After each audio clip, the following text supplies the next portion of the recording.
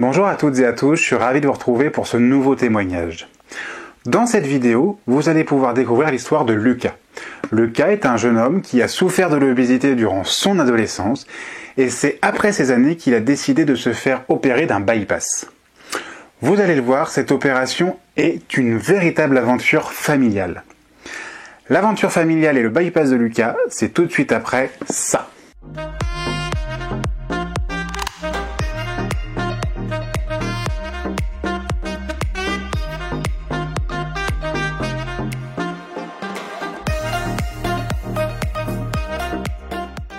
Eh bien, me voici, alors en ligne avec Lucas, parce que la distance fait qu'on peut pas faire d'interview en face à face. Lucas qui a quand même perdu plus de 35 kilos avec son bypass.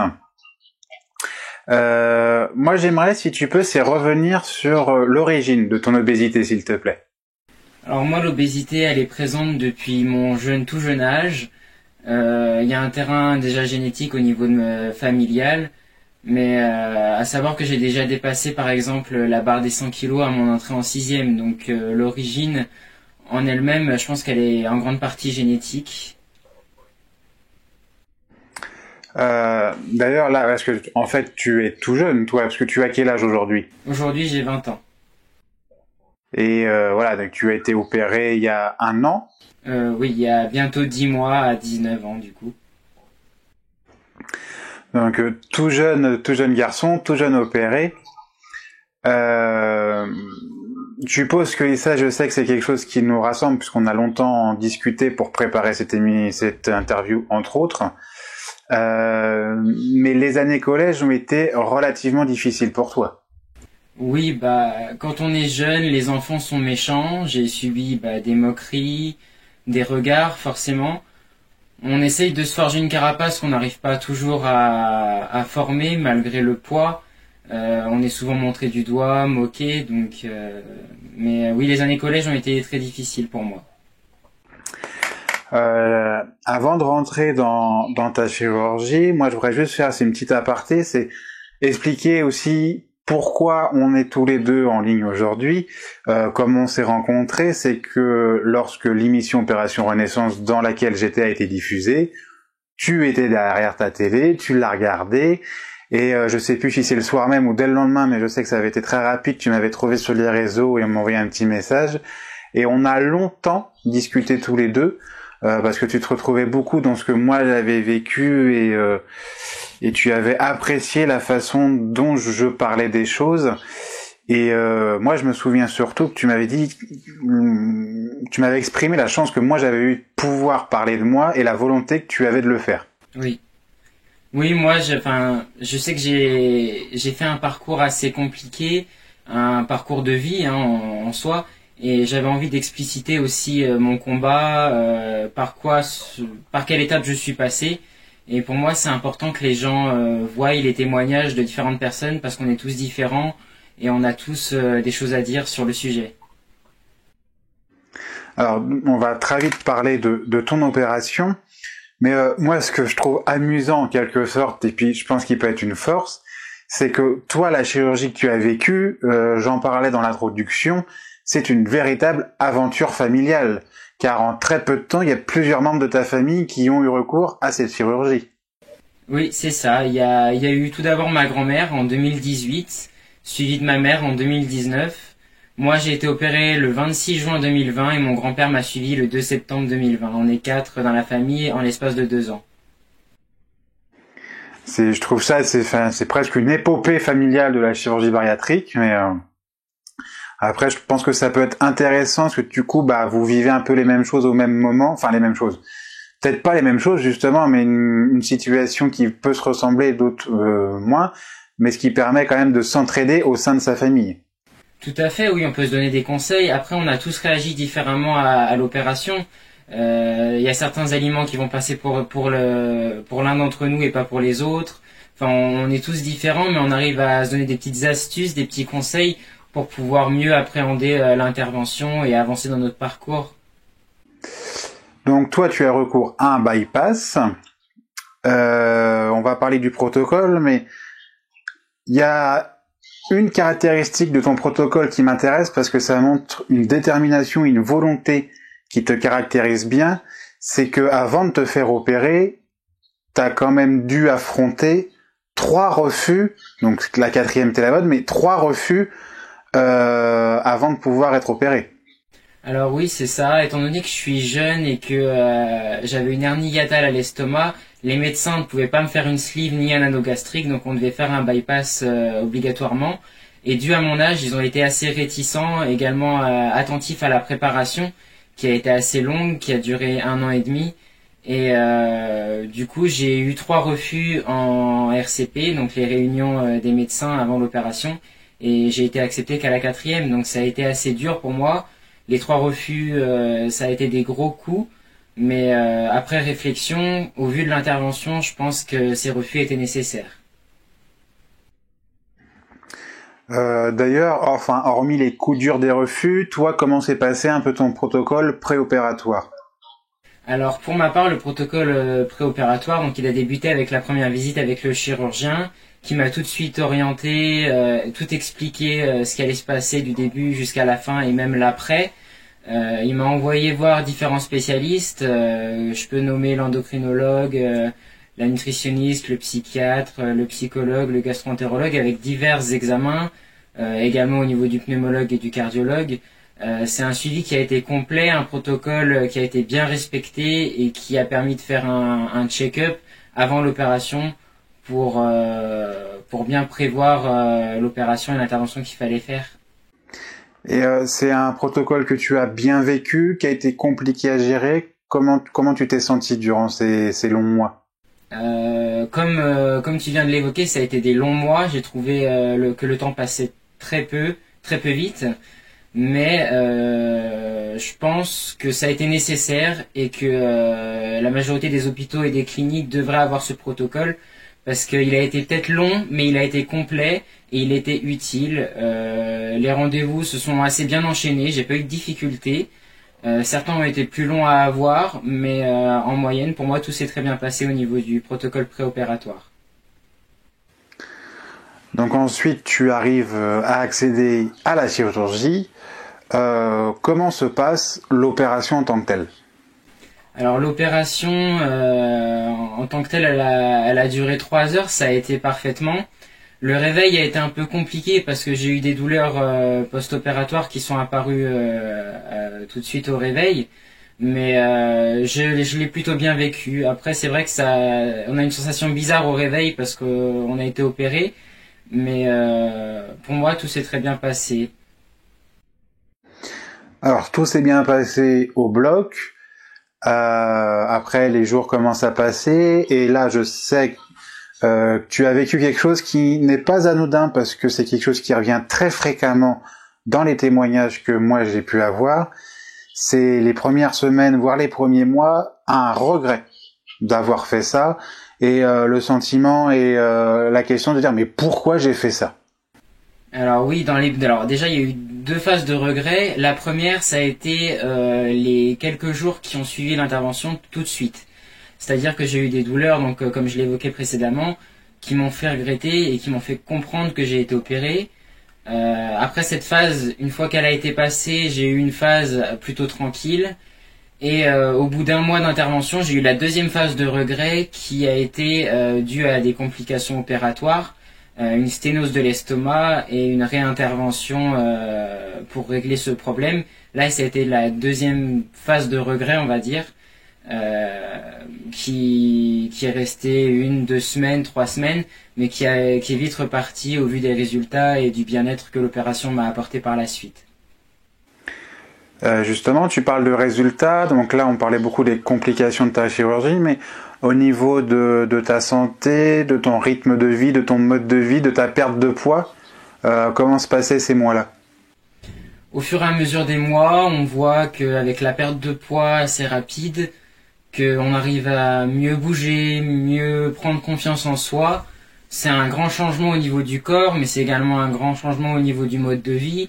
Il y a des nouvelles activités qui deviennent accessibles, comme le sport, qui était peut-être, pour moi, une contrainte auparavant, qui maintenant devient davantage un plaisir. et une évolution aussi au niveau psychologique parce que c'est une sorte de libération. Le poids pour moi était considéré comme une prison et du coup j'ai enfin pu prendre mon envol. C'est ça qui est touchant chez toi, c'est que quand on parle de ton histoire, on sent bien la difficulté des complications, on imagine bien que tout n'a pas été rose, que ça a été une chirurgie plutôt compliquée, mais aujourd'hui tu as un rayonnement, on te sent épanoui dans ta vie, donc on voit l'importance que la chirurgie a eue. Ah oui, tout à fait, oui. C'est une renaissance. Tout simplement, comme l'opération Renaissance, l'émission, c'est vraiment le bon mot, le bon terme. Pour moi, je dirais même que ça a été une naissance, étant donné que j'étais obèse depuis tout jeune. Pour moi, c'est une nouvelle vie. Donc, hormis ces complications, après, tu as eu un parcours relativement stable, simple à gérer? Tout à fait, oui. Tout s'est assez bien enchaîné. On m'a parfaitement guidé. J'ai eu un parcours, comme qui dirait, quasiment classique. Jusqu'à un moment où on va arriver sur un épisode que je pense toute personne opérée ou une bonne majorité connaissent. Quand la perte de poids se passe bien, le corps change et on arrive sur deux phases assez compliquées de l'esprit avec la dysmorphophobie où la personne ne se voit pas changer et où aussi le corps s'est évidé mais reste meurtri de ces années d'obésité. Oui, et les deux à la fois. Tout d'abord, du moins, j'ai eu la dysmorphophobie, à savoir que j'ai mis très très très longtemps. Là, ça fait plus de 9 mois que je suis opéré. Je commence tout juste à prendre conscience au bout de 9 mois que mon corps a changé et que je me considère comme mince, oui et non. Pour moi, longtemps, je me suis resté dans la catégorie surpoids. Même si les vêtements, je les voyais diminuer à une grande vitesse, même si sur les photos je voyais la différence, mon cerveau persistait à dire non, tu es toujours en surpoids, non, tu es toujours gros, non, tu es toujours obèse. Ça a été vraiment très long et d'autant plus que ce sentiment d'obésité restait avec la perte de poids et comme tu l'as très bien dit, la peau se vide, la peau se met à pendre. Les séquelles physiques aussi qui apparaissent et qui persistent à tromper l'esprit en fait. Donc oui, ces deux facteurs ont été aussi importants et sont toujours aujourd'hui problématiques. Alors on le sait, hein, pour la dysmorphophobie, c'est le suivi psychologique qui peut aider et les 2-3 astuces que l'on connaît tous, hein, avec les photos, les vêtements, totems, etc. Après, il y a une case qui est en cours, il me semble, qui est la chirurgie réparatrice. Alors oui, tout à fait. J'ai déjà vu plusieurs chirurgiens pour des chirurgies. Moi, j'en envisage deux. Un body lift et une chirurgie au niveau de la poitrine pour retirer l'excédent de peau. J'ai déjà vu donc deux chirurgiens, un dans le Beaujolais, là où je me suis fait opérer, un à Lyon. Je dois en voir également un au mois de juin sur Paris et un au mois de novembre sur Lyon, un différent du premier, pour bien comparer, pour aussi appréhender, parce que c'est un nouveau protocole qui commence. Savoir que l'opération pour maigrir, c'est un protocole, l'opération pour la chirurgie réparatrice, c'en est un autre. Donc il faut une réflexion, un suivi, et j'ai entamé le parcours, oui. C'est quand même un parcours assez rapide, peut-être dû à ton jeune âge qui fait que le corps a réagi plus vite, parce que c'est vrai que ça va certainement étonner plus d'un que dès 9 mois de chirurgie, on pense déjà à la chirurgie réparatrice. Mais c'est vrai que je pense que le fait de ton jeune âge fait que le corps a beaucoup plus réagi. Et puis, ayant beaucoup discuté avec toi, je pense que on sent tu as un esprit très, très motivé, très construit, malgré le jeune âge finalement. Et je pense que ton parcours démontre bien cette facette-là de ta personnalité. Oui, tout à fait. En tout cas, quand on envisage une perte de poids, un changement, il faut être motivé, il faut avoir de la détermination.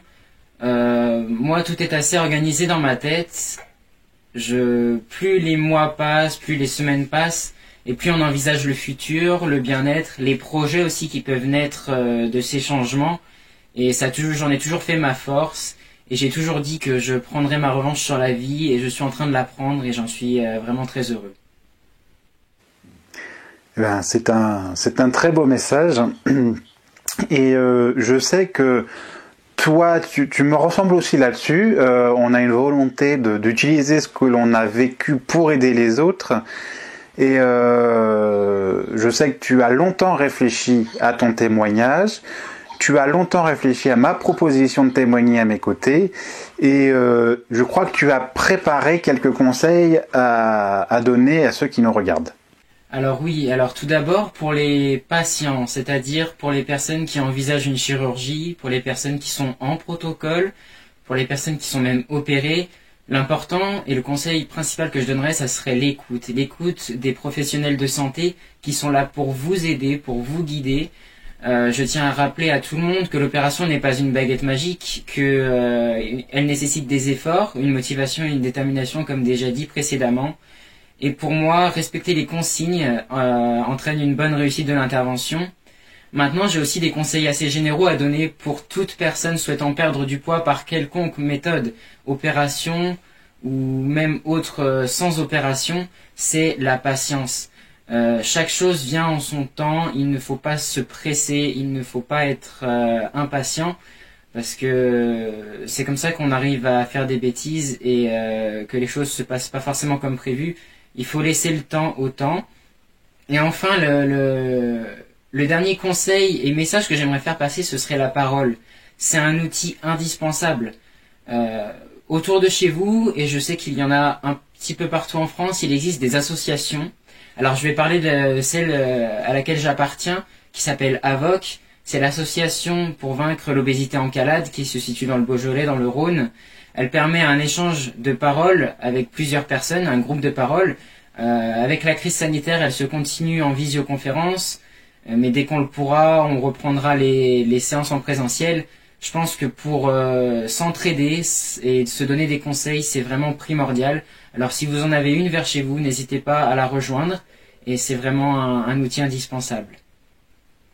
D'ailleurs, pour rebondir sur les associations, si vous en cherchez, n'hésitez pas, à venir vers la Ligue contre l'obésité, qui, elle, référence bon nombre d'associations à travers la France, voire même à travers hors dehors des frontières. L'avantage d'Internet, c'est qu'on peut aller loin. Donc n'hésitez pas à vous rapprocher d'une antenne régionale ou départementale de la Ligue, ou même sur leur site. C'est là où vous trouverez beaucoup d'infos. Et pour l'association que vient de parler Lucas, vous retrouverez aussi le petit lien pour les retrouver dans la description de cette vidéo. Eh ben, voilà, j'espère que le témoignage de Lucas vous a plu. Moi, en tout cas, j'apprécie ce genre de personnes, car j'aime les personnes solaires et rayonnantes qui ont envie d'agir, pas que dans leur intérêt, mais aussi pour aider les autres. C'est pour ça que je tenais vraiment à avoir le témoignage de Lucas.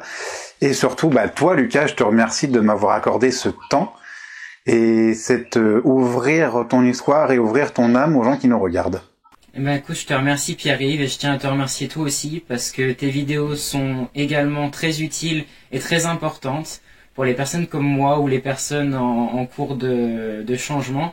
Je pense que tu apportes beaucoup aux gens, et je te remercie encore une fois aussi pour la création de ta chaîne qui est juste formidable. Merci. Et merci à vous de nous avoir suivis, et j'espère vous retrouver très prochainement sur la chaîne pour de nouvelles vidéos et de nouvelles aventures.